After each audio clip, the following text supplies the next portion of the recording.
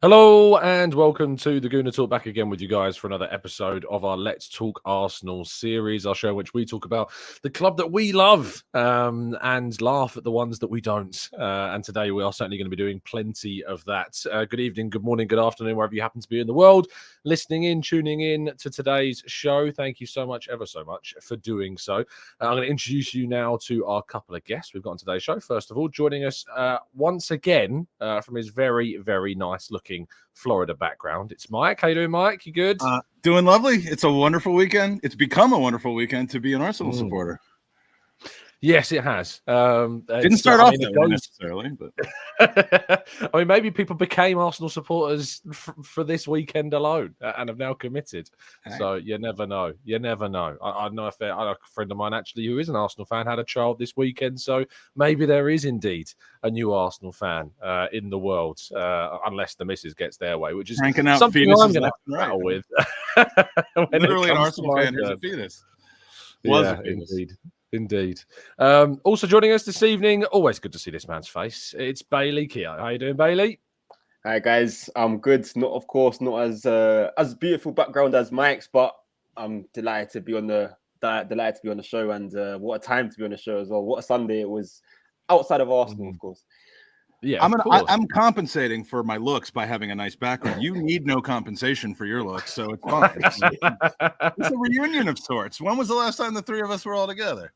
That might have been the 26th of August of last year. Can't remember what happened that day, but something happened. Yes, obviously, Mike, yesterday was an experience. Today was a wholly different experience, but certainly not, I want to say as enjoyable, because it wasn't as enjoyable. And I don't think many things will top what happened yesterday and the excitement and the emotion of yesterday. But today was great. We'll start with yesterday and then we'll kind of get onto the ramifications of the weekend. Tell me how you kind of dealt with emotionally the 90 minutes we witnessed. Well, first, the location of the game. I mean, since I've moved down here, there is kind of a ragtag supporters club. There's Arsenal supporters down here in the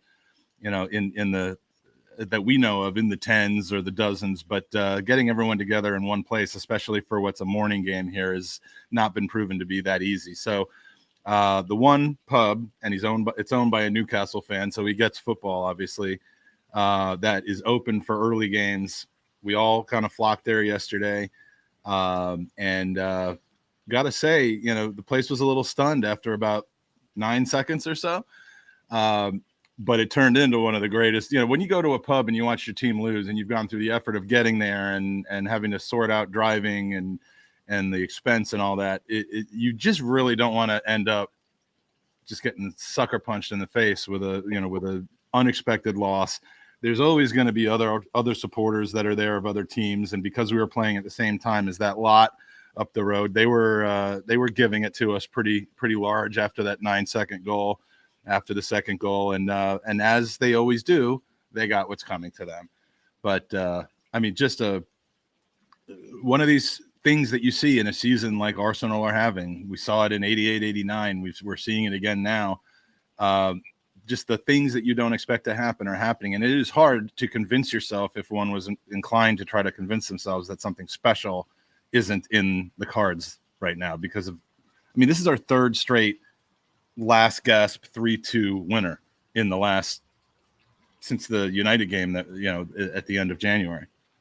This is ridiculous at this point. Oh, are we pushing our luck, Bailey, at all? Do you think? Is this, are we how long can we keep doing this for?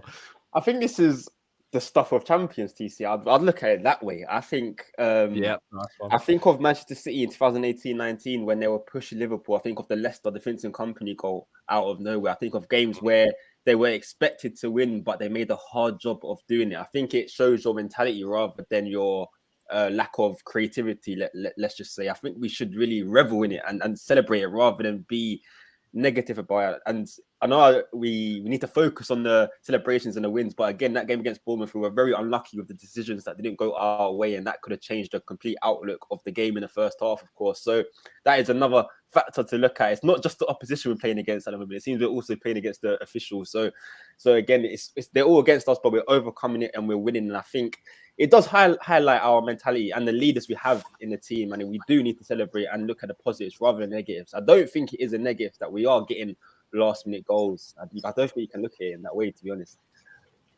No, I don't think so. As you said, I remember that. Was it Sterling against Southampton? Bournemouth. I remember them. Yeah, and Bournemouth as well.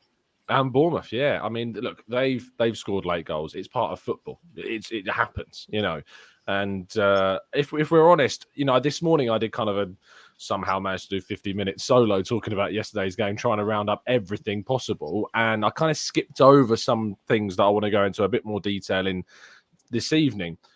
Despite the fact that we left it late, I mean, arguably there are moments in the game, Mike, where we could have perhaps had things go our way to wrap things up sooner. I'm alluding to VAR, which I don't want to put too much emphasis on in a game which was filled with so much emotion, but I did cover a lot of that this morning. I didn't really give those that were listening who really wanted us to talk about. I think I saw a tweet. Someone tweeted that Sam Dean of the Telegraph replied to, you may have seen it, like, why did no one ask Arteta in the press conference about I mean, for anyone don't you want to be invited back? Yeah, I mean, who cares about VAR in the moments after that win? So I don't blame anyone in that press room, and I wasn't, because I was waiting in the mix zone after the game. But for those that are in there, I don't blame anyone for not asking about VAR. But I will ask you the question now. There were 4 instances. In particular, there was I think it's the Mepham handball first, the one that drops high onto his arm. There's the Tomiyasu one. I think it's Senesi that tackles him from behind. I might be wrong, but I think it's Senesi. Kicks him from behind? Yeah, kicks him from behind, basically, yes, when Tommy gets the ball first. There's the Billing handball, which is kind of where Gabriel goes in with the header, and then it hits kind of his arms like in a weird contortion, but it managed to hit his arm. Yes, it was very strangely bent, but he managed to get his that's the one. I can actually do that now. 100 pounds ago, I wasn't able to actually do that move, but now I can do it. I mean, the perks that come with that, isn't it? It's amazing. Imagine what I'll be able to do 100 more pounds from that. The last one's the Saka cross. I think it's Senesi again. Or I think it is. Or maybe it was Stevens, one of the centre backs. You're missing the one that happened 0 seconds into the game. Yeah, well, yeah. We'll talk about that. So that's the 5th one. Yeah. So the 4th one I'm thinking of here is the one that hits the post after the arm kind of goes into it. But then you can say the 5th one is the goal at the start of the game, which had 2 to 3 Bournemouth players in our half when it was kicked off. So how egregious should we feel regarding these decisions? I mean, look, you don't, when you achieve an incredible victory because of how it happens, you don't want to spend a lot of your time talking about the fact that it could have been easier, it could have been, it should have been. So, I am much more aggrieved by the VAR decision against Brentford than I am against any of the ones from yesterday, simply because we won the game. But right up until the 98th minute of that game, I was pretty angry, like because they were happening in real time. I didn't really understand the full depravity of the situation against Brentford until maybe even like a few hours later or the next day. And by then I'd already had a pedicure and was like flushing the bad news out of my mind and trying to use all my tricks and as one does.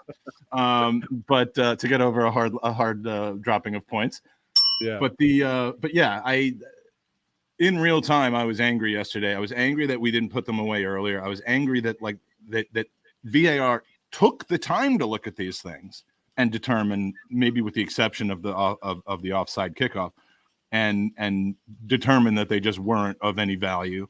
I mean, if Tomiyasu getting kicked from behind in the penalty area isn't a penalty, but what David Luiz did against Wolves a couple of seasons ago was, I think we really just need to all sit down and have a little talk. Because we were playing 14, 15 men and an entire industry of people who have instituted a practice in our game that public facing is supposed to improve the game. And the dirty little secret is it's supposed to give more control to referees to execute their conscious or unconscious biases. And it's getting absolutely absurd, but to focus too much on it for Arteta or the club is at this point taking your eyes off of the prize. And to his credit, he's not doing that. No, he didn't. But yeah, we were screwed. We were screwed Sorry? repeatedly. We were screwed repeatedly. Yeah. We were screwed over. Yeah, in short. Yeah, absolutely. Bailey, just to give you the opportunity as well to talk about this, we've been officially apologised to once from the Brentford thing. There was the whole third party panel that decided the Ødegaard incident at Man United that led to the Martinelli goal shouldn't have been overturned. And I feel as though if Arsenal had have dropped points in this game, there probably would have been more made of those decisions, and potentially a third apology, especially for the first goal, which is an illegal goal. And it sounds mad to use those words, but it is by the letter of the law an illegal goal because of the fact that there's 3 Bournemouth players in our half when they kick off and score from it.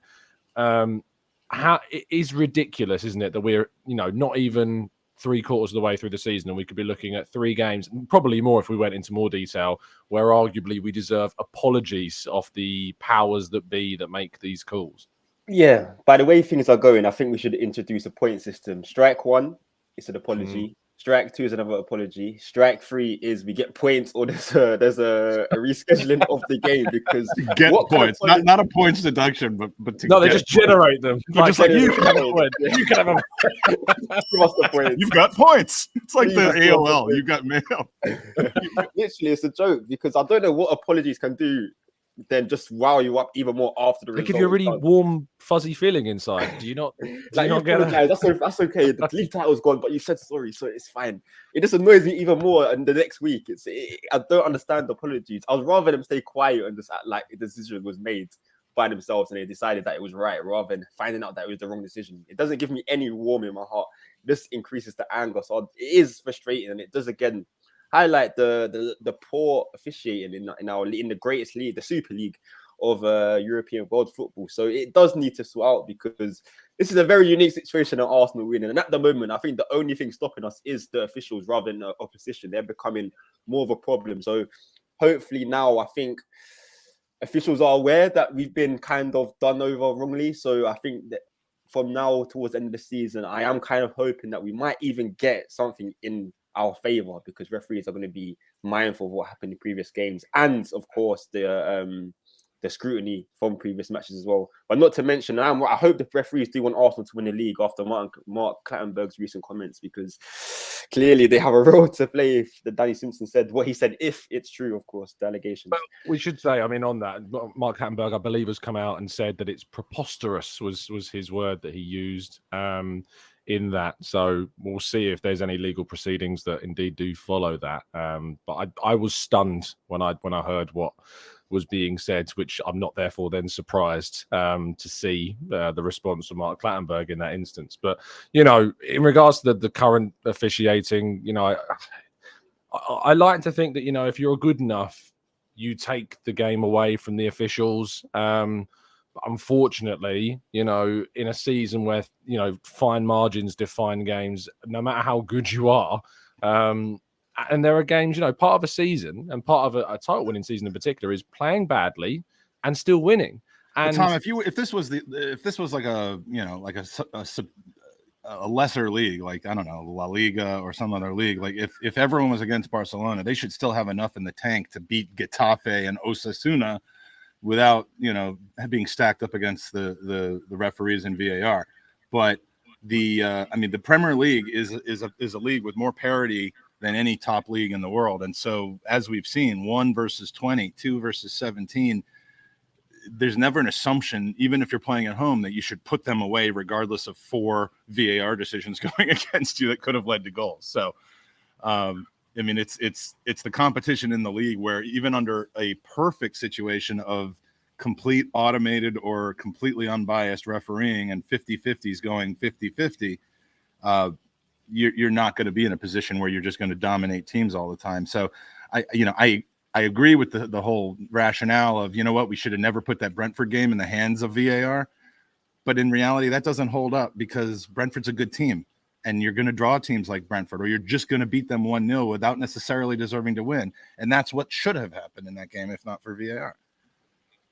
Yeah, absolutely. One thing I didn't get to do this morning, Bailey, on the show was actually Lord Aaron Ramsdale. I was so focused with kind of the enormity of the win and what Nelson did, but I think that Ramsdale's coming for a bit of stick from some supporters for some of the games. I think that there's been moments. I think you think back to the Man City game. Was it the Man City game where he kind of flaps at the cross that comes in? And that moment was kind of a touchstone, I think, to then suddenly start looking at him under the microscope. And for me, I am so glad that he is our goalkeeper for this season. I'm so glad that we signed him. I'm so glad that we've got him to the point where I've started calling him Aaron Chicago, as the chat box has pointed out. I don't know if any of you saw this the other day, but I've been so excited about Chicago. I just said Chicago instead of Ramsdale on the show. I don't know why it happened, but it happened. I'll send you the clip afterwards. So I got so many people sending me clips of it. I just say it so nonchalantly and just carry on talking. It is very funny. But Bailey, this guy has obviously been relegated, I think, 3 times. And as a goalkeeper in a situation where you get relegated, you're often playing at the bottom of the table and facing teams where you're constantly facing shot after shot after shot. It's like Mike on a night out, basically. But in regards to kind of that situation, to move into a club like Arsenal where you dominate possession, and especially in the game yesterday, where there are going to be extended periods where you aren't doing anything and you've got to stay focused. And when they get those chances, Bournemouth, you've got to be ready and raring. And I know, yes, he conceded 2. I don't know how much he could have done about either of them. But in particular, the save from the counter-attack in the first half. And then we think back to the Villa game and the save he makes from Leon Bailey. He pushes onto the bar. I can't hail the guy enough for the big saves he's made for us this season. Pivotal, and in pivotal moments. I think the wins against Aston Villa and Bournemouth are so significant, maybe even more than beating City last week. And his saves are a reason why we did win the game in any way. So it's crucial. I can't think of a goalkeeper that's perfect. Every goalkeeper makes mistakes. Even Alisson this evening, you saw when he almost gave away the penalty to Bruno Fernandes. Goalkeepers make mistakes. Ederson is prone for making mistakes as well. Even when City won the league, it's natural for your goalkeeper to make mistakes. It's because goalkeepers are under the limelight so much because one mistake is usually pivotal and it is usually fatal, should I say. So it does cost you. But Ramsdale's shown this season growth, which I think is crucial to why he should be the Arsenal number 1 goalkeeper going forward. Last season, he had his ups, he had his downs, but this season, I think he's shown a bit more consistency, which I like to see. And it's showing again that he is capable of being Arsenal's number 1 goalkeeper. He's a mentality monster as well. That's crucial. I think Umar commented that he compared him and Jens Lehmann. I think it's a fair comparison. I think those two, they've got that craziness to them in the back line, which we do need. And that's what gets you over the line sometimes as well. It just adds to the mentality. You can see he has a fantastic relationship with the defense. You see him with Ben White. When Ben White scored, even when Nelson scored, Ramsdale was right up there first. So I think he is a goalkeeper. He does get unnecessary hate. I think he is arguably one of the most important pieces as well to the team. And yeah, the hate is unfair because, yes, as you mentioned, TC, that Solanke save in the first half, I think if Solanke scores that, it's a complete different game. I think if we consider 2 in such quick succession, that would have been damaging for our morale. Certainly. Ramsdale's crazy like a fox. Lehmann was just crazy. Yeah. There were no foxes involved. So I don't get the connection. Psychological issues. Yeah, I understand and in a way that endeared him to all Arsenal fans everywhere. Ramsdale's never gone behind the goal and literally taken the piss. But I think Lehmann's done that on multiple occasions. So yeah, it's the comparison is apt because they are both a little. They like the and Tom, I'm doing this for you. They like the S-housery, and they like how it gets gets the team behind them and kind of gives us a little bit of an edge. But there were literal issues I think with Lehmann that don't exist with Ramsdale, because I think Ramsdale knows exactly what he's doing.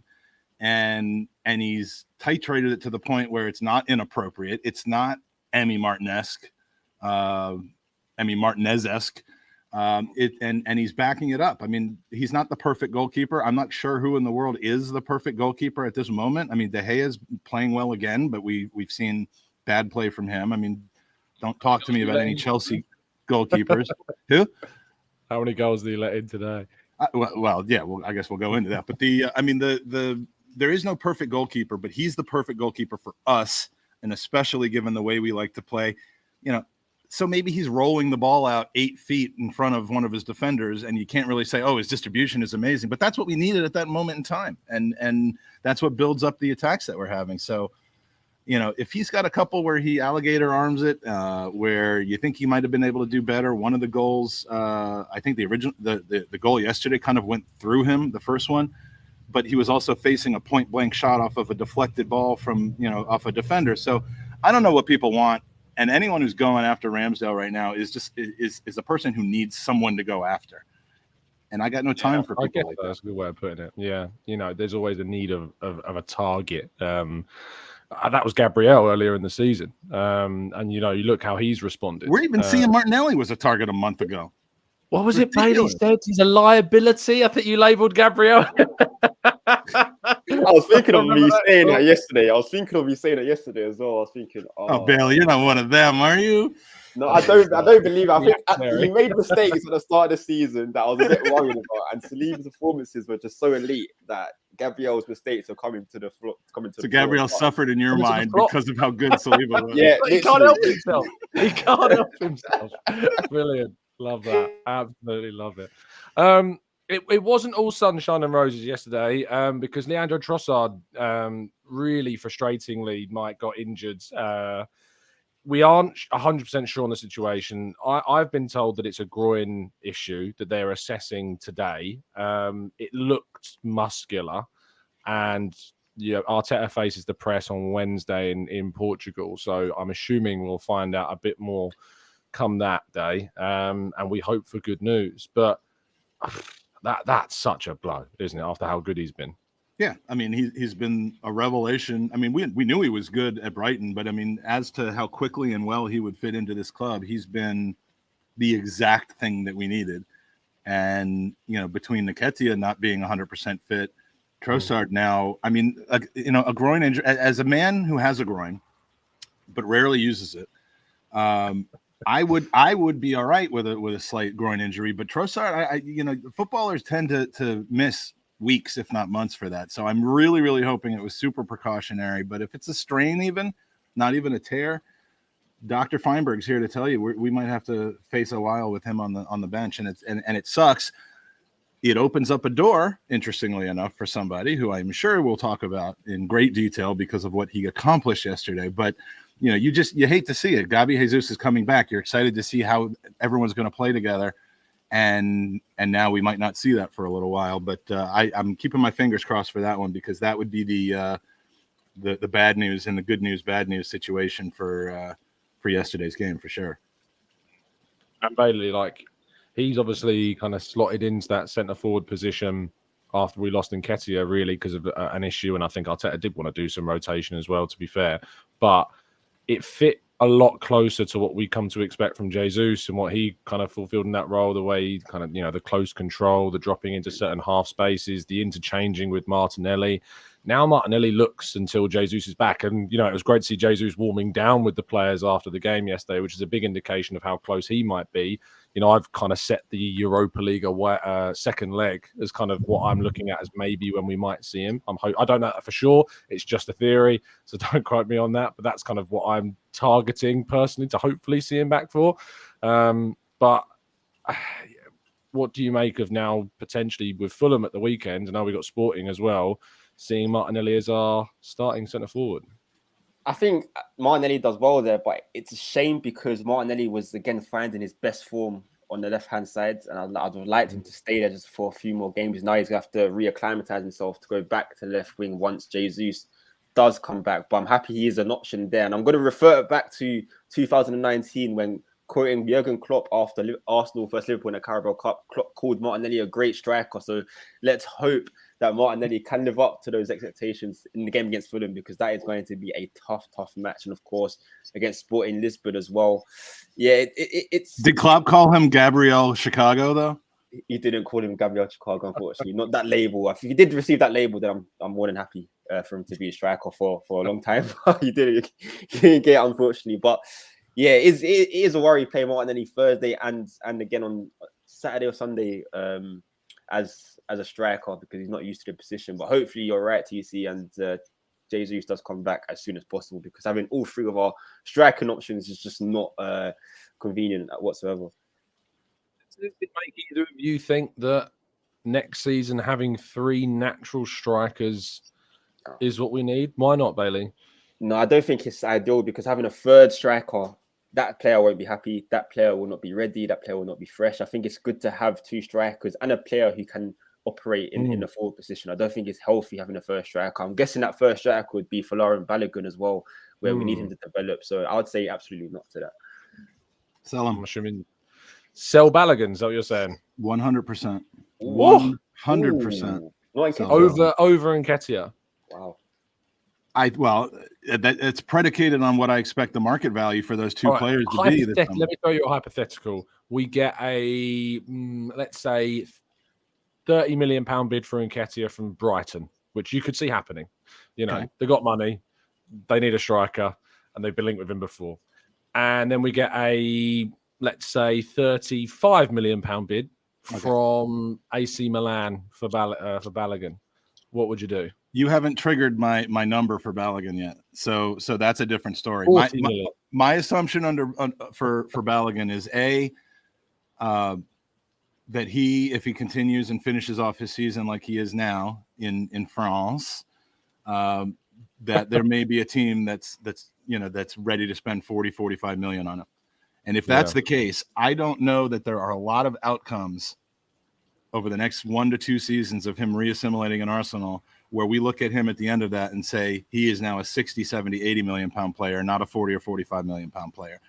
I think the more likely outcomes is he comes back to the Premier League and his performance is either stunted by lack of playing time because of, God, please help us, have a healthy Gabi Jesus, or he struggles to adjust to the differences in play in the Premier League, which, we've seen people be successful in France and then be successful here, but we've seen much more of the opposite of that. So I look at this as a situation where we have an opportunity for a do-over on the Ainsley Maitland-Niles situation where we didn't want to sell him to Wolves because we thought he had a future here, came back, doesn't have a future here, and we turned a 20 million pound player into a nothing pound player. I think this is a Joe Willock situation where you ride the high, you say that this guy's market value is as high as it's ever going to be, and rather than take the risk of him not giving us a value of 40 million pounds, you sell him for 40-45 million pounds. 40-45 million pounds will pay for a year and a half, if not 2 years, of the financial cost each year of Declan Rice. It'll pay for the first year and a half to 2 years of it. If he's an 80 million pound transfer fee, 5-year contract, 200 a week, he pays for almost 2 years of that just by selling Balogun for a 40 million pound profit because he's an academy player. And I think rather than risking that he's going to, become an even better player or have a better contribution for us, which I don't see, I absolutely sell him this summer. Now, if it's 25-30 million coming in and there's an offer for Nketiah for 25 or 30 million, which I think is too high, I'd have to think about it. But my assumption is that we're going to get an offer this summer or a possibility of an offer for Balogun that is too good to turn down. And, if we bring somebody else in, we bring somebody else in. Bailey, do you want to give your side of it? Yeah, I'm have to disagree because I'd rather keep Balogun, loan him out in the Premier League for a season, and keep Nketiah where we'll be playing in the Champions League. So if Nketiah does score, let's say Champions League goals, Premier League goals, his value will only rise in the following season because him and Jesus will continue to rotate, of course, and then we can maybe sell Nketiah for 30 to 35 million. And I'd rather take the bite, the risk, and keep Balogun at the club and have him competing with Jesus and having potentially 2 quality strikers. I think Balogun's talent he's amazing. Since he was playing in a youth team, really knew he's going to be a top class talent. I think you mentioned Willock. I don't think Willock had the ceiling or the potential as much as Balogun does. And I think Balogun being a striker he's more likely to keep his value if he just keeps scoring goals. I think as a striker, being English as well and young, that value can only maintain. We saw Tammy Abraham have a terrible time at Chelsea, but still Chelsea were able to offload him for 40 million to Roma. So I think that plays in Balogun's favour. But again, if we receive a 45 to 50 million bid in the summer, it's hard this summer for Balogun. It is hard to say no. I'm not going to lie to you. It's hard to say no to that. Yeah. I mean, I just, looking at the finances of the team and stuff, one of the things you'll notice is that we have not been selling players for pure profit. We've sold players. I mean, Willock is an exception to that, but I mean, that makes such a big difference in your player trading, kind of your churning of players, and selling players that are more valuable to other teams than they will be to yours. And Tammy Abraham's struggles at Chelsea were more due to lack of opportunity than anything else. I think what hurts Eddie Nketiah, and Tom, the irony of me saying this on your show, is that I think people in the Premier League who are the only ones that would give Eddie Nketiah a 30 or 35 million pound transfer fee, they know who he is. They know who Eddie Nketiah is, and that's not necessarily a good thing. He's a serviceable second striker, and we've seen how Arsenal he is. I think he's good enough to be Brighton's centre forward. Yeah. Or I was going to say Fulham, but he's not Mitrovic's level. But I think Brighton. I think you look at. I mean, Nottingham Forest have spent a lot of money on players. They have 1 billion of them, but I think he'd probably start for them up top. I think he would start for these teams, but I think he would start for these teams. But as far as him starting strikers in the league are going to be 45, 50, 60 million pound players if they're really, really good. I mean, how much would Rashford go for right now? How much should Jesus have gone for? How much, it's, I don't know. I just think Nketiah is never going to fetch the money that Balogun was, and we can sell Balogun without ever having to take any risk of him coming back to us and not replicating his form. But Mike, being in the Champions League, wouldn't you want, do you think Nketiah is good enough for Arsenal in the Champions League? Would you not want Balogun, who has a higher ceiling? Would you not want to keep a player who has a higher ceiling at the club and have him as a potential second striker to even compete and overtake Jesus? Do you think it's possible to do that? Because I don't think Nketiah has the ceiling to ever honestly, in my scenario for next season, it isn't having Jesus and either Nketiah or Balogun. It's having Jesus, someone else, and Nketiah. So that Nketiah is, we'll have enough games that he'll get playing time.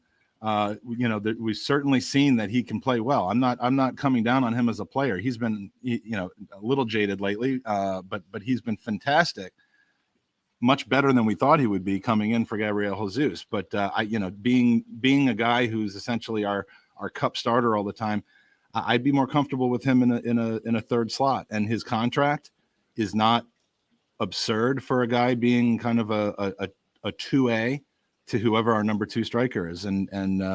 So yeah, I mean, it wouldn't, I don't know. They've earned my trust. So whatever they decide to do, if they think Balogun's going to come back and replicate his form here, and they don't want to take a 45 million pound offer or a 38 million pound offer, then I will stand by them as they do that. I just think that we have to be a little bit more ready to part with potential assets while they're assets. And I think we've learned from the 2 opposing cases of Willock, who we got a great offer for when we really didn't see him as being part of our future plans. And Mainsley Niles, who we kind of came back and saw struggle. And I love both of those players, but I think we need to start learning from those and generating a little bit more sales. And if we sell a player who goes on to be excellent elsewhere, I mean, that's what happens sometimes. Yeah. From my perspective, I'm really interested to see what Balogun can do. I think he's obviously the level that he's operating at in France is really good, and we've seen a player like Saliba come from Liga and absolutely boss the Premier League as well. It's a different position, of course. Different position, very different position. But it shows the transition and the development that you can achieve in France, and I don't discount that at all. I just think we need to see what Balogun can do at the Premier League level. And I don't think if you can renew him for an extra year or 2 on top of that, because I think you're starting to get dangerously close towards the end of it, even after we've renewed him. If he goes on loan for a third season, because he's already been to the Championship, he's now been to Liga. If he goes for a third year, he's coming back with 2 years left on his deal after that, and you're suddenly getting into worrying territory. So we sent him out on loan next season for a loan fee, not just to get out from his wages, which are not high. If we get a loan fee, most of the players we've sent out on loan, we have not gotten a loan fee for. Yeah. But if we can get 3, 4, 5 million pound loan fee and let him grow in the lower reaches of the Premier League or the upper reaches of the Championship, I could possibly see that happening, because at least we haven't completely squandered the Championship now. I think you have to be looking, and I wouldn't even say relegation teams in the Premier League. I think you need to be looking at Brighton as a club like Brighton's kind of level, Aston Villa, one of these teams that are kind of in that Wolves potentially, that are looking in that mid-ground. I know he doesn't speak Portuguese, so I suppose he can't play for Wolves, but he needs to be looking at that mid-ground. And he speaks English, so he can't play for Aston Villa. I was thinking, where's he going with that? Okay, just clicked in my head. I tell you, when I was in the press conference, he's developed his English a lot. He loves to talk, does Unai Emery? He does. Did he start off with it, and then everyone started laughing, or did he not? He said good afternoon. So he's avoided that little trap hole that he made for himself. But just the last thing I want to talk about on this game, of course, is Nelson. I did a lot about the emotions of the game and stuff around his goal. And we've just been talking about kind of keep sell with Eddie Nketiah and Balogun. So I think it's quite a nice segue. How far does this go to saying or changing the opinion? Because Arteta I think he made an interesting comment in the post-match press conference where he basically said he's made us think, and I didn't, he's made him and the coaches think. And that's all he can do, really, with less than 3 months left on his deal now, basically. In fact, it is 3 months left on his deal. So what did yesterday do for you and your view of Nelson's future? Which one of us you're asking? That was you. I actually didn't know that he said that, and that's fantastic because it's a little bit candider than you would think, more candid than you would think, because it kind of applies that they just looked at him as an afterthought. That if his performances making them think is happening, then that kind of tells you that Nelson was leaving on a free this summer and really wasn't part of our plans unless he absolutely needed to be.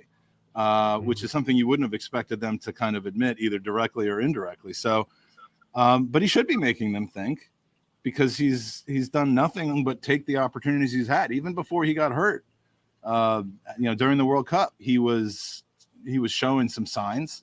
And look, I think I'm not the only person I think that thinks that Reiss Nelson's kind of ship has sailed as it relates to Arsenal, that he's suddenly not going to just find this fifth gear that maybe we saw the upper third gear while he was on loan in Germany for a while, and everyone was like, oh, Reiss Nelson. But then ever since he came back, we've seen the same Reiss Nelson before we sent out on loan. He's the type of guy that could be one of these sneaky keys to the season, to the run-in, because we have the potential to be without Trossard for a while, because we have the potential to, we don't know yet how much we're going to see from Emil Smith-Rowe. Clearly yesterday, he had a limit to the number of minutes he can play, and because he went in early, he had to come out early. That wasn't a sub type of situation in the classical sense. But we don't know, and all of a sudden, because of these injuries, he is a potentially big part of this team, and he seems like he's ready to take the bit by the mouth. So, do we re-sign him now to another contract for, at $100,000 for the next couple of years? No, but we might want to make sure that he doesn't leave on a free this summer and see what happens going forward. So if they're starting to think about it, I'm glad to hear that they're starting to think about it, because he's the guy you might not want to just completely give up on right now. The exact quote from Arteta. He didn't say think, it's something along the similar lines. He says, I always saw the potential, the talent, and the desire for him to do it, but I think he's at a different level right now. I think emotionally, the experiences he's had helped him, and football-wise, it was my decision not to put him in the squad in the last 2 games because we had other options, but he's knocking on the door. He's been training really well, and it's a good lesson for me and the coaches that we need him and that he can be really important in the team. So he's gonna be the one that keeps Nuno Tavares out of the team next season. So that left wing position. So one of the biggest assets I like about Nelson is his ability, more so than Saka and Martinelli, to play on either flank completely comfortably. Like Saka is a right winger, Martinelli is a left forward. Nelson can play comfortably, and I don't think I wouldn't categorize him as a right over a left or a left over a right. And his ability to use Bailey, his left foot as well, which obviously we saw with the assist for Ben White, was really, and I say his left foot for the cross, his left foot for the goal, obviously was also absolutely out of this world. But where do you kind of stand on Nelson's future, and what I suppose does he have to do between that, and what can he do between now and the end of the season to convince the club that they should be extending his deal? Unfortunately, nothing. I think we signed Trossard in January. Now, if we're going to sign another winger in the summer, I just can't see how we keep Reiss Nelson. I just don't see where he fits. Unfortunately, I like him. I think I like him as a player. As you said, he can play on the right and the left, and that signals a player who is meant to be a role player. I think the top players in the game, they have one particular piece on the pitch where they should be playing. I think of Mohamed Salah, I think of Marcus Rashford, for example. They've got the left-hand side or the right-hand side. And I think Reiss Nelson being able to play on both sides does highlight that he is a good role player. But unfortunately, if we are trying to go to the next level, I think we do. And if we do believe reports in January that we were going to save for Moussa Diaby, let's say, in the summer, then there's just no place for Reiss Nelson, unfortunately. I think this season, he can be a big part for Arsenal. He can still create an incredible contribution and maybe create a career for himself. But getting him down to a new contract, just having a heavy wage bill still doesn't make sense, unfortunately, for Arsenal. And if we are, again, going for an extra attacker, then he wouldn't stay. But if we don't go for an extra winger, then I'd be more than happy to keep him because he's good for the depth. Yeah. I think if you turn to it, I think if you offered him a 1-year deal, I think he'd snap your arm off for it. He is desperate to stay. We'll see where we are, I think, at the end of the season. We renewed Balogun when his contract, I think, was up. So just because his contract runs out doesn't mean that you can't. And keep in mind, like, the smart way to manage your players, whether you see him being a contributor next season or not. I'm just talking about the literal ability to keep him as an asset.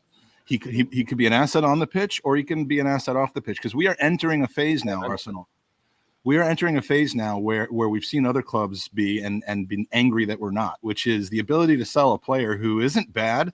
He's not great, but he's just not good enough to get on our pitch on a regular basis, because we have better players, more established players, and yet there's still value to them.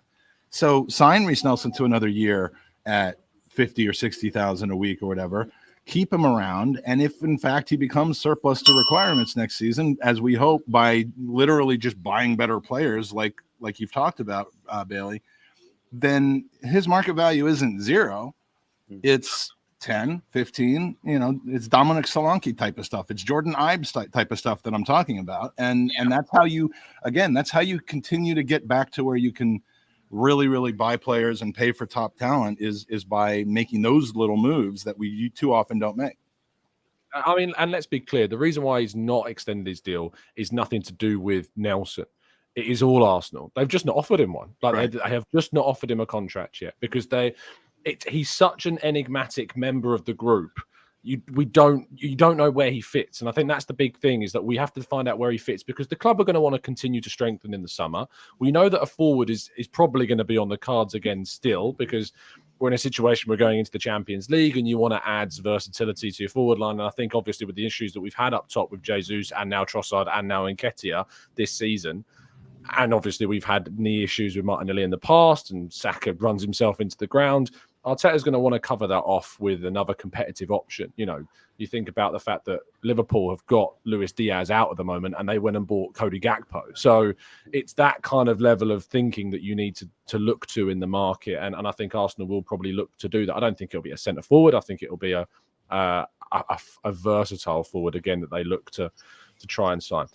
Before we move on to the hilarity of Sunday, I want to talk about the success of Sunday, because, of course, we won the League Cup today, which is absolutely brilliant. What is not only brilliant about this, but I love managerial stories when it comes to kind of them being under threat, under pressure. And we've seen with Mikel Arteta, of course, a lot of people, myself included, kind of proven wrong around a coach. And Jonas Eidevall has begun to get under a bit of pressure this season in particular. And I think it's a little bit out of context because of the horrific context of the injuries to Beth Mead and to Viv Miedemar. And to go and beat, who I believe, we can talk about Lyon and you can talk about Barcelona, but I think under Emma Hayes, Chelsea have just been this dominant force, specifically in English football. And Mike, to beat Chelsea in a cup final without your two best stars, and to see players like Raphael get a goal, and and Kim Little getting on the penalty score sheet as well, and Blackstenius, who's had to really step up as well herself in the absence of so many others. It's just great, and I think it's such a big achievement.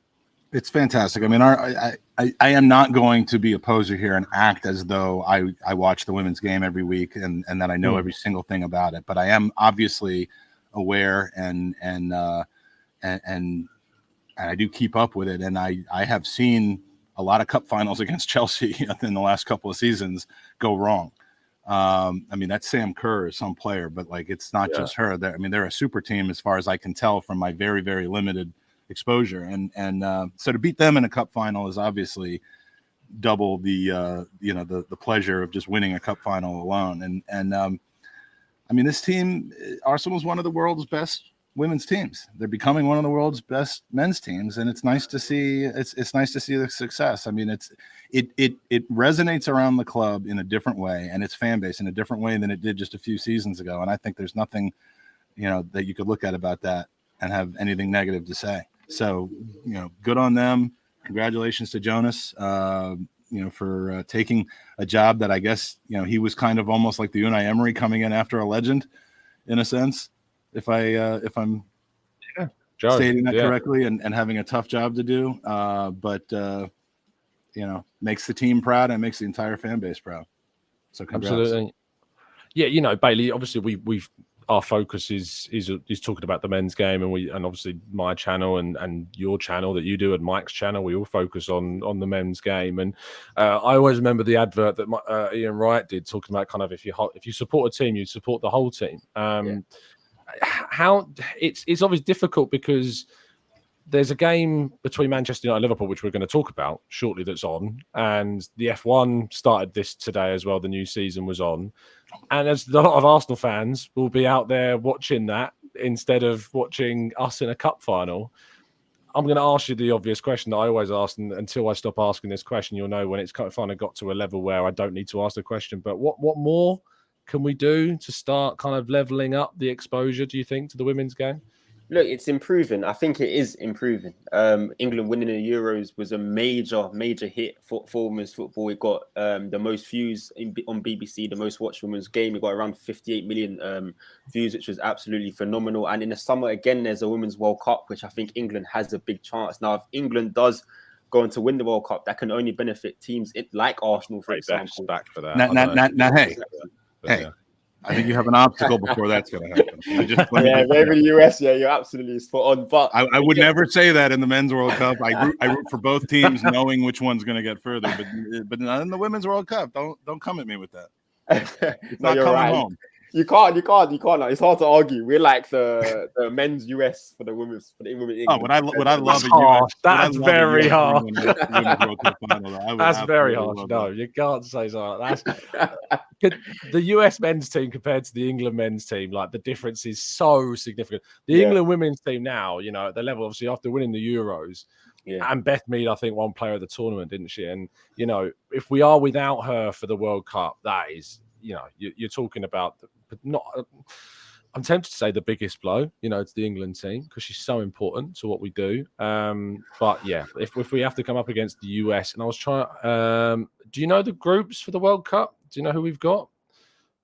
Women's groups for the World Cup. But if we come up against the US, not having Beth on our side is going to be an absolute disadvantage to what we're doing.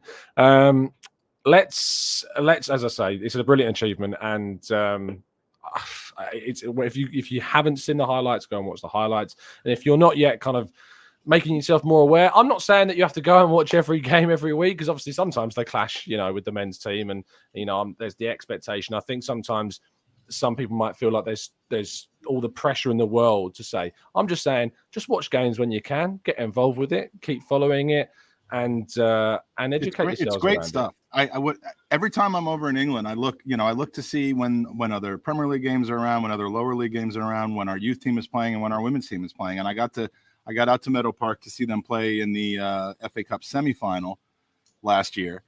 I guess that would have been October 21. So from the last season's FA Cup semifinal, October, November, I don't know when it was, but and it was phenomenal. I mean, just the crowd, the intensity of the play, getting to see the players up close. I mean, there's nothing better than watching an Arsenal related game at Meadow Park, because you're right there with the players.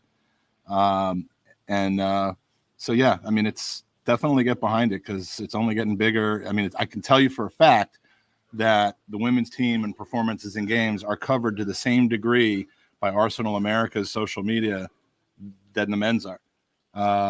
And you know, it's unavoidable if one was inclined to want to avoid it, which you shouldn't, because it's perfectly and you know, it's something that should be watched and enjoyed, because we're doing well. There's no one that would be like an Arsenal fan for men and then like another team for the women's. You said, if you know, like Ian Wright said, be a fan of the entire team, but can you imagine, like, oh yeah, I support Arsenal's men, but I you know, I like Chelsea's women's team. like what would that would be strange. That would be very strange. If you want to follow anyone particular for content, I can always recommend Tim Stillman. He does an amazing job covering the women's team at Stillmanator. That's right, Elliot. I can get it right first time. Yeah, make sure that you're giving him a follow on Twitter. And speaking of Elliot, it's good to see you photobombing Elliot and Clive's photos yesterday. Did they finally accept you as one of your? That was all Clive. Dragged me into it. This guy comes up to, basically, I'll give people the background to this story. Elliot and Clive are walking back from the Tollington, and then this kid runs up to Elliot and is like, I love the Arsenal Vision podcast. It's great. I love it so much. Oh, Clive. Hi, Clive. How you doing? Do you mind if I get a photo? He didn't ask you to take the photo, did he? No. But I did have to take a photo for Elliot of someone else with him in the Tollington, which was like, Elliot was like, this is why he's here. This is his job. But no, this kid's, and then Clive's like, get in here. And I'm like, he doesn't have a clue who I am. Tom literally worked his entire life to get to where he is and done incredible at it. And then he's being asked to take the picture of a couple of podcasters. And then what makes it worse, he tweets it out today and tags Clive and Elliot, leaves me. I'd rather he cropped me out. I'd rather he crops me out. He doesn't tag me. You're not going to force me to understand who Tom Canton is, okay? You can't force me. It would, to be fair, look, I met a lot of people yesterday at Tollington, and they're going to and from out at the ground as well, who were very complimentary, and I really appreciate all the kind of people that came up and spoke to me and didn't ask me for a picture because. Well, and I'm going to be your and Elliot's personal photographer in Chicago. So trust me, I'm about to get that treatment. I know where my level is, and it's going to be fun. Why are we heading to Ramsdale? I'll be your Flava Flav for the weekend. It was a great day yesterday, and I'll wear a bell around my neck. And seeing Elliot and Clive at the ground, and Potsy I ran into as well, was fantastic. And then the game itself was a joy, and there's an interesting players interview going up at 10:30 tonight on football.london. You'll be able to read as well across mine, Simon on the Standard, and Mark on PA as well. So make sure you go and check that one out. Let's talk about the hilarity of Sunday. Bailey, Manchester United losing not 1, 2, 3, 4, 5. Was it more than 5? I think it was 6. More than 6? 7. 7-0. And supposedly are a side that are in competition with us for the title and are now closer to a UEFA Conference League position in the table than they are the top of the table. Tell me how you enjoyed that laughable game. I sat back, crossed my legs, cup of tea, and just sipped it, because this is what I predicted the whole season. They were never, ever, ever title challengers. It was just the media trying to stir and get Manchester United in the mix. They've never been there. They've conceded, I believe, 16 goals away from home to Arsenal, Liverpool, and Manchester City this season, which is simply not a league title winning team. And I just loved watching. I just loved United getting bad. After last week, all the hilarity, United are back. The Erik ten Hag era has begun.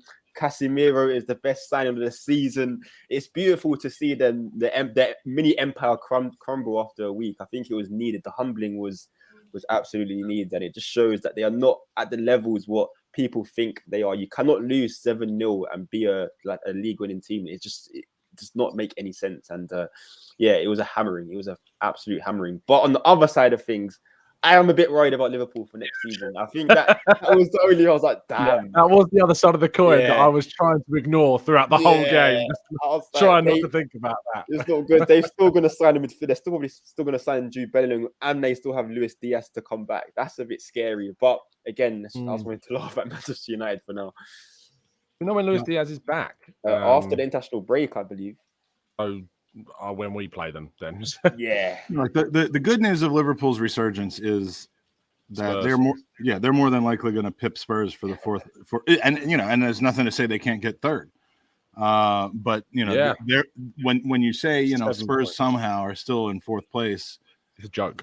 What team is gonna rip that away from them? At this point, it doesn't look like it's going to be Fulham. It doesn't look like it's going to be anybody but Liverpool. And would you rather have Liverpool? I mean, there's so many different ways of looking at it, but then the one that you have to look at it is no, you do not want Tottenham in the Champions League next year. But next season, Liverpool, yeah. I mean, but Liverpool should already have been at that. I mean, we should be happy that they, that they were beatable this season as they were for us, and that they're not a threat to us. But next season, you have to expect everyone's going to be better. But then so will we. But I pulled a Webby today. I did not see the game, but I just saw people laughing online, saying 4, 5, 6, 7. Has anyone checked on Gary Neville? Make sure he's okay. I mean, if you want to check on Gary Neville, go and look at Jamie Carragher's Twitter. I'll give you the. If you haven't seen the picture, I got to tell you, I love Jamie Carragher, man. I think he is the best. I mean, not the he's best. Not perfect, and he's not always had a perfect history. But I have no problem with his tribalism as a commentator. I mean, I actually kind of find it kind of amusing and level-headed. But not so much Gary Neville. So 7-0 is absolutely hilarious to me. You see, Gary Neville in the commentary. Gary Neville was trying to. It seemed like the 5-0 wasn't too bad. He's like, look, United just won the cup. This is just a blip. Look, when you go to Anfield, it's tough. You can't win there. Those things are true, but 5-0? It is true, but 5-0. But then Salah goes and scores a 6th as he's saying that, and he just goes completely silent. Which was my favourite bit of the commentary was when Gary was talking about how United can't go to Liverpool and lose 7-0, and Jamie Carragher just went, "Well, they have today," and he went, "Do one." Do one. So funny, it was great. Yep, in the States, we're robbed from that commentary. I mean, I would imagine that we that here in the States had Peter Drury and Lee Dixon calling the game, which is great. But I mean, there's not going to be that same. I mean, in real time watching the destruction of a man that has been such a pain in our sides. But 7-0 is you love to see that. But yeah, am I scared of Liverpool for next season? Yeah. As one should be, absolutely, yeah. People ask me why I don't do watch-alongs. Go and watch the highlights of Mark Goldbridge's show, and then you'll understand. Oh my God! Yeah, I have to do that. Yeah, because the last I saw, I haven't seen any clips, but I've seen a picture going around. He's hiding behind his chair. Does he go from frustration to anger, like hope to frustration to anger to acceptance to gallows humor, or does he never get past frustration? My highlight of him, and to be fair, I don't mind Mark. I think he does some funny things. But the highlight of the season is when he's talking about Michael Olise about to take the free kick for Crystal Palace, and he's like, he's not going to shoot from here. It just flies in the back of the net. It's honestly, it's the reactions, a little slam of the desk. That gets me every time. Amazing, so funny. And look, not only that, so much Schadenfreude to choose from this season. I got to tell you, I mean, so much. And yesterday, I was so focused on Arsenal.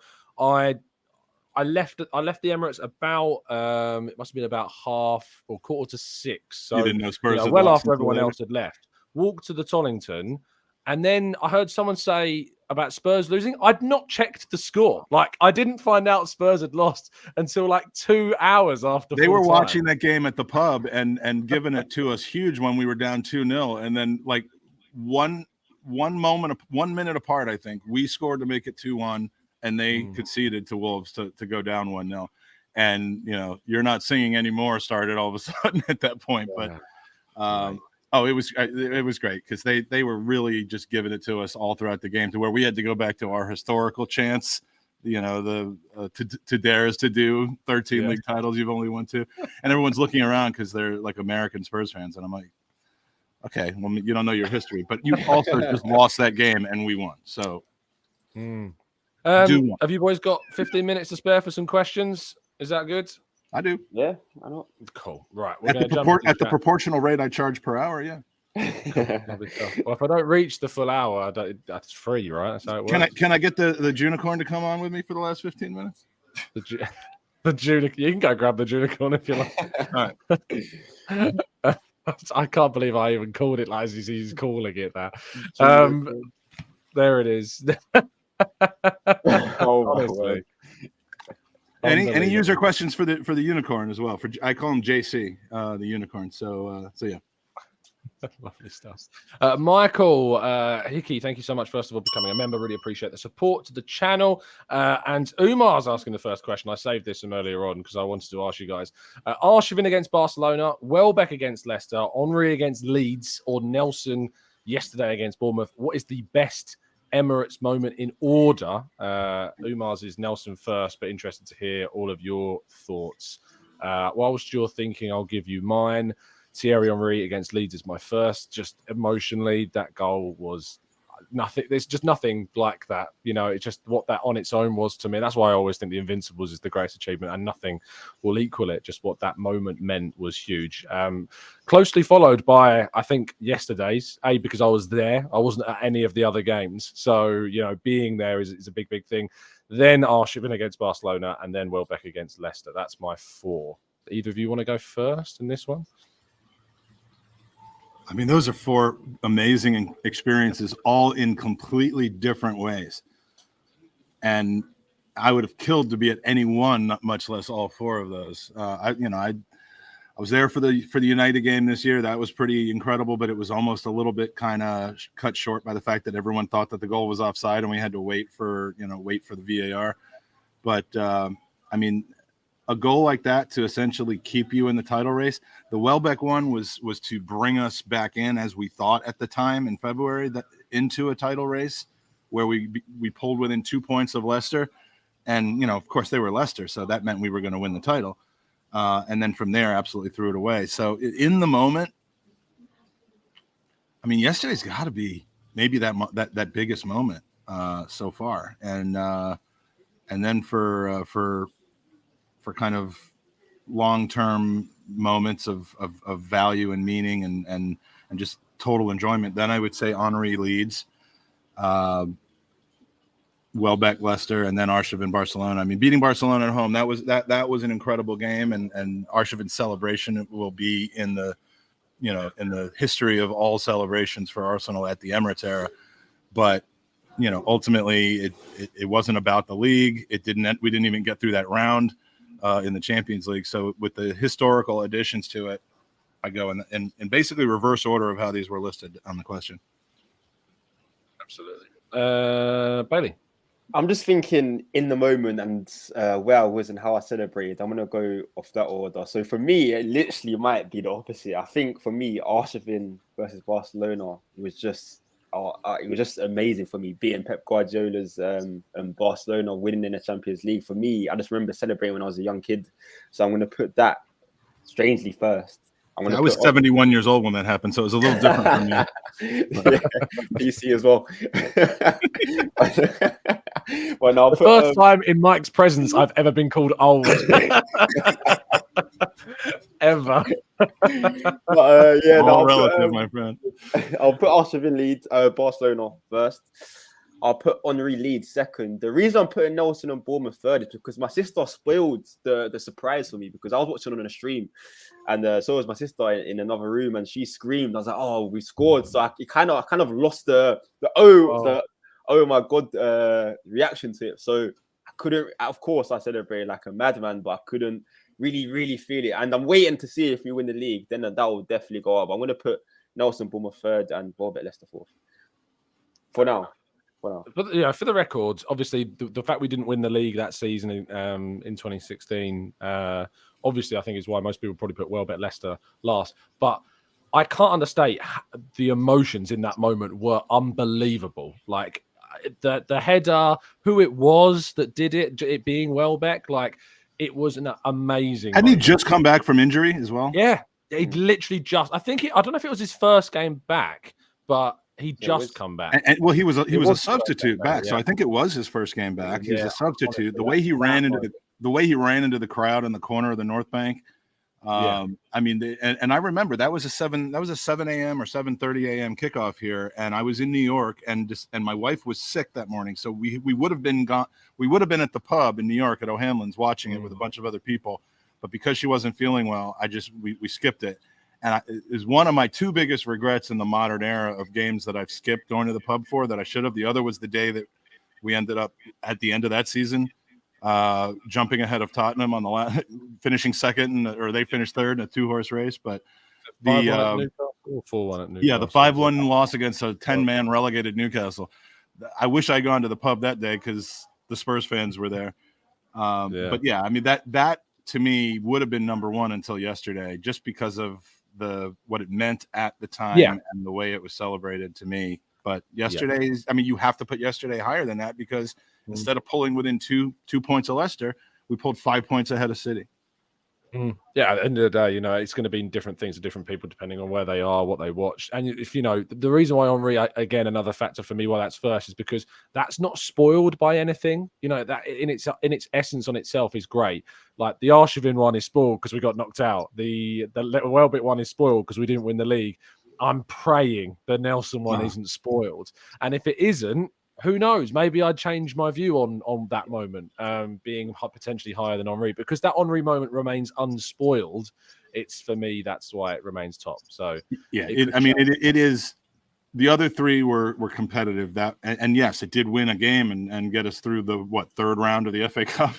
But I mean, the moment itself was just I mean, I'll never forget watching that one either.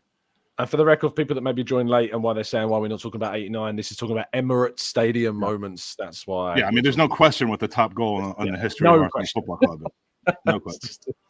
Charging through the midfield. Anyway, I'm going to get distracted. Vlad says, do you think we'll rotate heavily, Bailey, against Sporting? I'd like Kivior, Tierney, Smith Rowe to start, but can't see Arteta changing too much.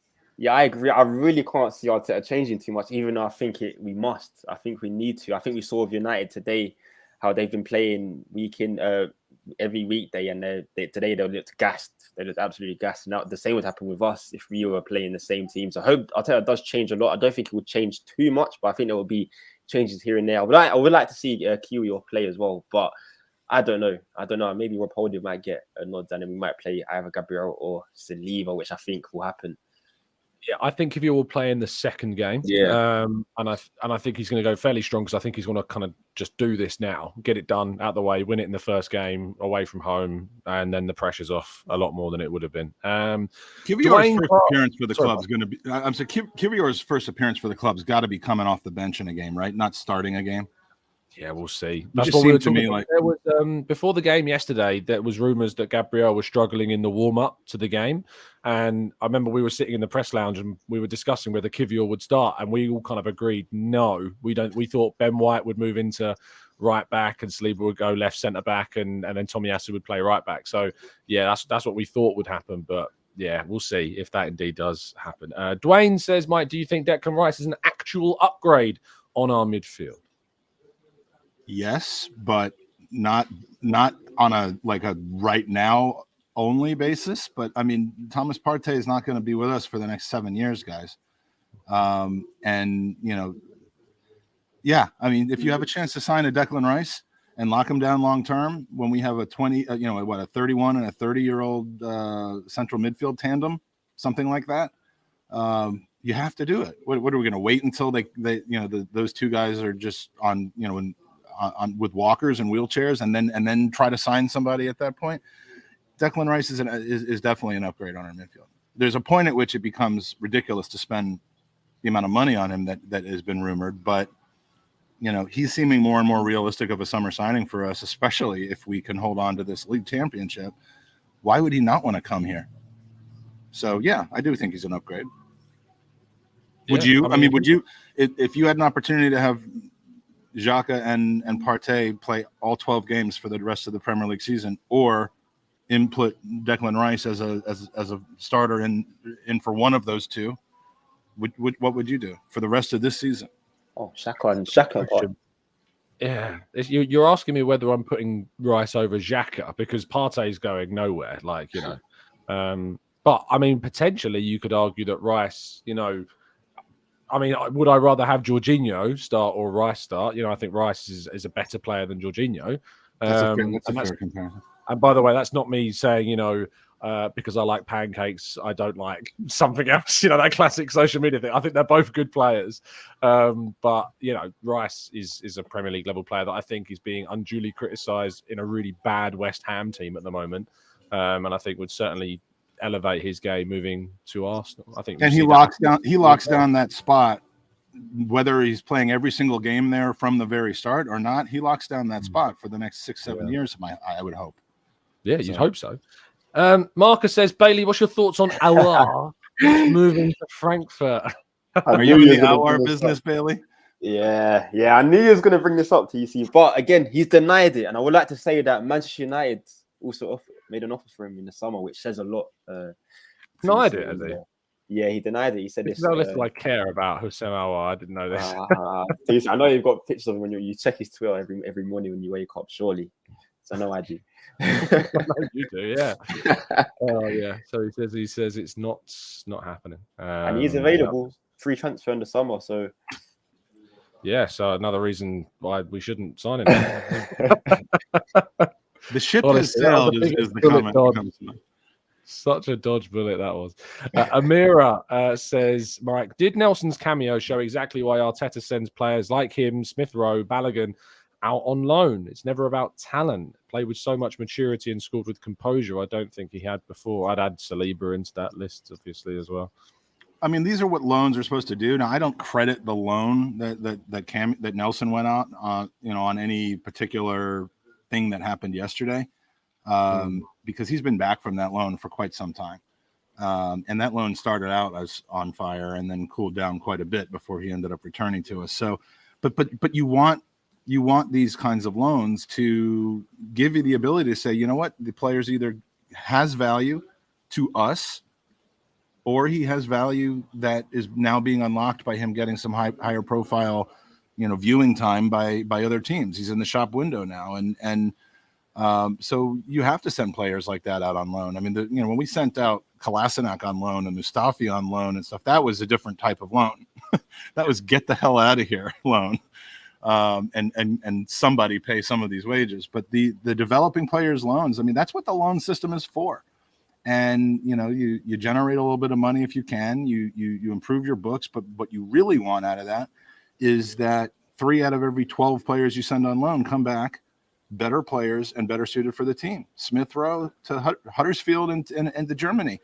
You can't say that didn't help him become a better player. So yeah, I mean, I guess the answer is yes. I forgot what the question was, but the answer is yes. Yeah. They deserve credit. I forgot that Smith Rowe actually was sent on loan by him. It was twice. Huddersfield. Yeah. Was it twice? Well, he was sent to Germany and then to Huddersfield. No, I thought he was sent to Germany. Was it? I don't know that he was sent. Huddersfield was earlier. No, Huddersfield was after Germany. Yeah, after Germany. Oh, okay. Yeah, Huddersfield was after. So on the 31st January 2019, he joined Leipzig. So that was Unai Emery, not Arteta. But on the 10th of January 2020, he joined Huddersfield. Well, he did really well. 2 weeks after Arteta took over. Yeah, look, he went to Huddersfield and he joined a club, obviously, where he was able to kind of play every single week. And he was obviously able to be in a position where he would be getting regular game time. And I think that he had a Patino loan. He had the same kind of loan that Patino's having now. Yeah, I mean, there's an interview on the channel with David Webb, who was the head of football operations at Huddersfield at the time. I spoke to David about the decisions around why he signed Smith Rowe, and he said when he was previously at Tottenham, they also tried to sign him at Tottenham as well, and it was a really interesting kind of development that he chose Arsenal and went through that pathway, and obviously we now reap the benefits of it. But he's a player I thought, when he was, as you said earlier, Mike, sub for sub, it was not about not being good enough necessarily. I thought he wasn't great, and I think that's all to do with readiness rather than just not being at a level. But yeah, I can't wait to see him get back to full fitness and be an asset, because he is going to be important in this last end to the season. We are going to wrap the show up there. Patino or Declan Rice? Who starts next season? Who? Patino or Declan Rice? I think they can play together, to be honest, if you needed them to. He's, by the way, Patino's second half of the season is going to be very difficult. I was speaking to a Blackpool fan yesterday, and says that he basically is not a Mick McCarthy player. You'll be very surprised to hear. And his minutes are going to start diminishing from the sounds of things, which isn't great. But I thought he was knocking it out of the park there. Yeah, it's he's been doing really well at the start of the season, but since they brought in Mick McCarthy, not so good, which is really gutting, I think, from an Arsenal perspective. But it's not the players' fault. It's not Arsenal's fault. It's that's the manager they've brought in. We'll talk about that. The reason why I bring that up is we'll be doing a loan report show on Tuesday evening, I'm hoping. So you'll get updates on Balogun, Pepe, who else is in France? There's one more. Tavares. Yes, indeed. We'll be looking into the championships, Austin Trusty, and, of course, Charlie Patino and Marquinhos, who scored and assisted on his debut for Norwich as well. So he's one that we're going to be getting expertise on too. And Brooke Norton-Cuffy as well, playing at the moment in Coventry. Not having the best of times since moving from Rotherham, unfortunately. It's not gone as well as it was in the first half of the season for him. So we'll bring you all of that and more. Sambi Lokonga as well at Palace. We've got expertise and words from an expert on him as well. So that's all to come on Tuesday. Mike, thank you so much for your time, my friend. Much appreciated. Tell people where they can find you. Always nice to be able to try to hang for an hour with some actual journalists. Thank you for allowing me the opportunity. You can find me at the Gooners Pod. I believe we are doing a podcast today that starts in 45 minutes. I won't be on it, but some of my brethren will. So in other words, it will be watchable. So tune over to the Gooners Pod on YouTube and check out the boys. And follow Gooners v Cancer on Twitter. Getting ready to start ramping up some fundraising again as we get ready to have some in-person events this spring, like the one including Chicago Tom. Although it's not a Gooners versus Cancer event, we're going to be raising money for the Arsenal Foundation, for Arsenal Vision, and for local Chicago charities as well. So this I am very, very much looking forward to.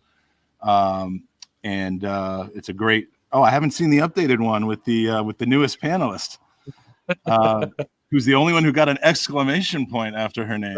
That's because we're very excited she's going. But, I mean, can you imagine a better panel than this? Even like forget that I'm on it, but like John, Tom, Elliot, Paul, and Sophie. It's going to be a fun time, and I think tickets are going to go on sale for this. The Chicago Gooners are doing a great job putting this thing together. So that's the weekend of Southampton. And then over the summer, when it's formalized, what we all know to be true, which is the club coming to the States once again for the summer, there'll be definitely a lot of content and fundraising going on. So thanks for everything, Tom. Always love being on your show, no matter what your age is. It's more than Bailey's, who has also, of course, been brilliant. Thank you so much, mate, for coming on the show, as always. And good to catch up as per. Tell people they can find you, fella. Absolutely wonderful being on the show. Thank you, as always. TC guys, if you want to find me, I do have also my own show on Your Boys on YouTube if you search that, or you can find us on TikTok and Instagram at YBOFCL as it says on the screen there. We've done F1 content today, so if you're an F1 fan, check in and watch that because there is a lot of debate going on. And of course, there's been enough Arsenal and Manchester United and the rest of the Premier League chat, so also check in for that. We also do have basketball content coming for you as the playoffs approach. So the NBA playoffs, should I say? So watch out for that. But Mike and TC, thank you for letting me be on the panel. It's been a pleasure as always. I appreciate that. All I've got to say about the F1 is thank goodness that Alonso exists. Otherwise, that race would have been so boring. So incredibly boring. I mean, otherwise that race would have been boring. I'm an F1 head. I like it. You know, if you've watched Drive to Survive, I'm waiting for F3 to come out. That I'll watch. But F1 it's too boring. It's done. Thank you, Chatbox, for tuning in. As always, I'll be back for a shorter show tomorrow morning. I'm off to London in the office tomorrow, so we can only do a slightly shorter show before I've got to get a train at 8:40. So we're going to be a race against time tomorrow morning to get all this stuff done. But please do tune in and make sure, as the boys have said, to check out their own platforms as well. I'm sure they would really appreciate it. And leave some kind words for them, of course, in the chat box and down in the comment section. And leave your thoughts on anything we've discussed today, including any unicorn thoughts you have as well, in the chat box too. Thank you so much for listening. Drop a like, subscribe if you're new. And as always, I was going to say keep following us down the Arsenal way then, but as always, up the Arsenal.